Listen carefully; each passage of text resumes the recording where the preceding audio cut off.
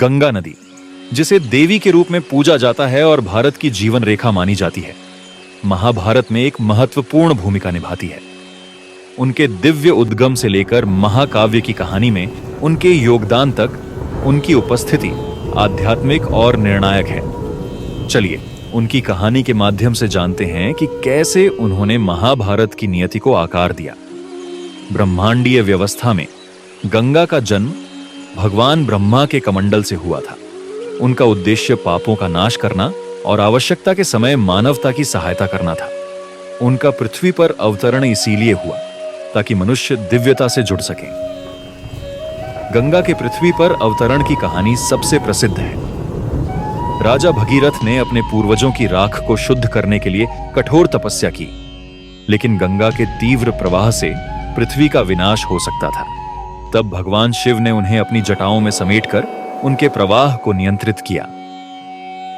महाभारत में गंगा की भूमिका राजा शांतनु से विवाह के साथ शुरू होती है। उन्होंने यह शर्त रखी कि शांतनु उनके किसी भी कार्य पर प्रश्न नहीं करेंगे। समय के साथ उन्होंने 8 बच्चों को जन्म दिया, लेकिन पहले 7 बच्चों को उन्होंने शापित वसुओं को मुक्त करने के लिए नदी में बहा दिया। 8वां बच्चा देवव्रत था, जो आगे चलकर भीष्म के नाम से जाना गया। वह वसुओं में से एक का अवतार था और गंगा ने उसे एक महान नियति को पूरा करने के लिए बचा लिया। गंगा ने उसे अपने दिव्य लोक में पाला और उसे युद्ध कला, धर्म और वेदों का ज्ञान दिया। अपना उद्देश्य पूरा करने के बाद गंगा ने शांतनु को छोड़ दिया और देवव्रत को छोड़ दिया ताकि वह कुरु वंश की नियति को आकार दे सके। भीष्म ने ब्रह्मचर्य और आजीवन सेवा का व्रत लिया ताकि उनके पिता का सुख सुनिश्चित हो सके। अपनी विदाई के बाद भी गंगा का प्रभाव भीष्म पर गहरा था।